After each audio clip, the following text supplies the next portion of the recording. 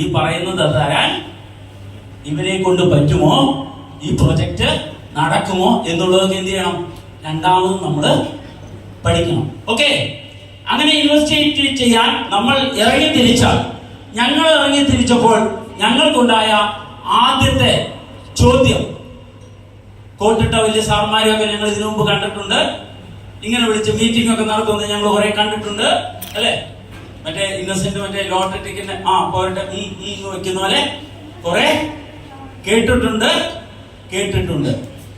അപ്പൊ അങ്ങനെ പറയുമ്പോൾ ആദ്യം പറയുന്ന ഒരു വാക്കാണ്, ഞാൻ ആദ്യം ആവർത്തിച്ചു, ആട്, തേക്ക്, മാഞ്ചിയം.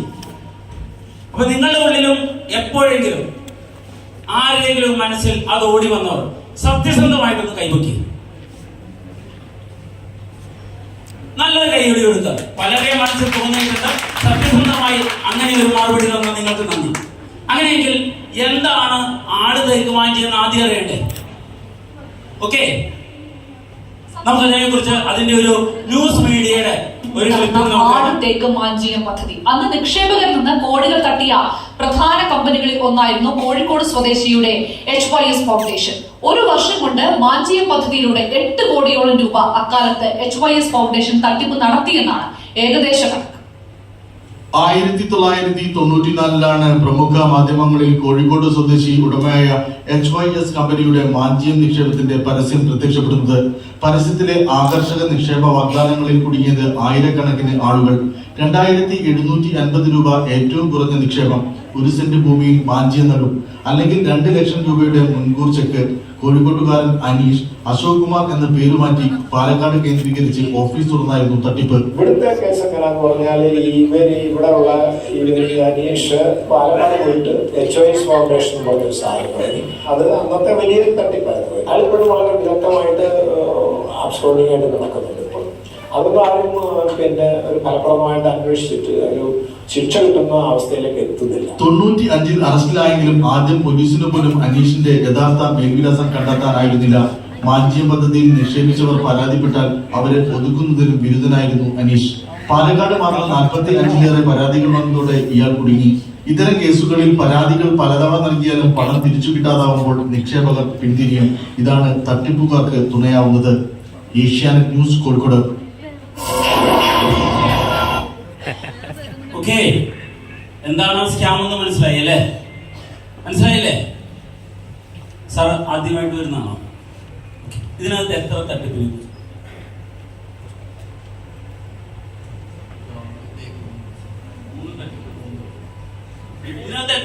കുറിച്ച് പറയുന്നുണ്ട്?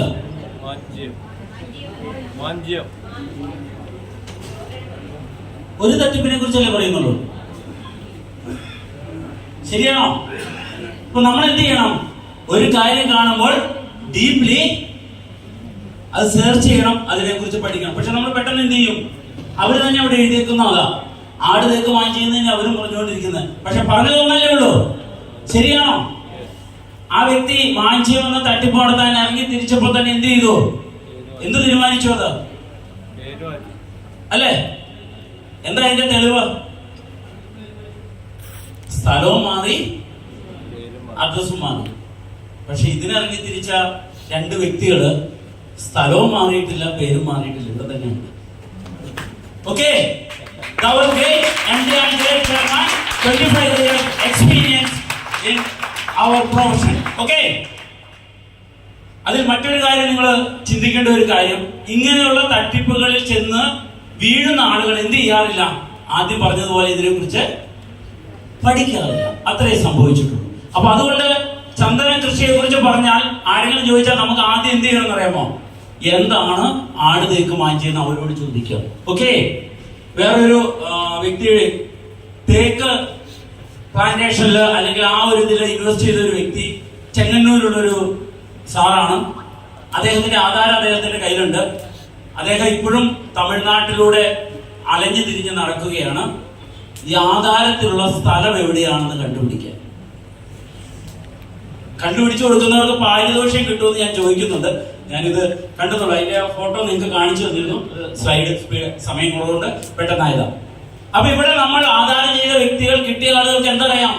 നേരിട്ട് പോയി സ്ഥലം കണ്ട് മനസ്സിലാക്കി ഫുൾ ലീഗലായിട്ടാണ് നമ്മളത് ചെയ്യുന്നത്. ഇതിനകത്ത് ഓരോ വ്യക്തികളാണ്, അവരുടെ കരടച്ച രസീത് കാര്യങ്ങളൊക്കെ. Next.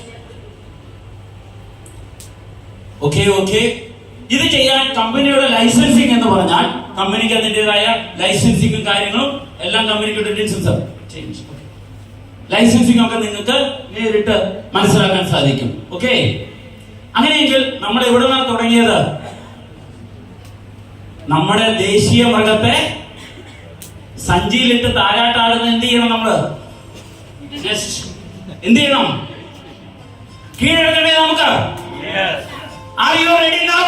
Yes. Okay, thank you very much.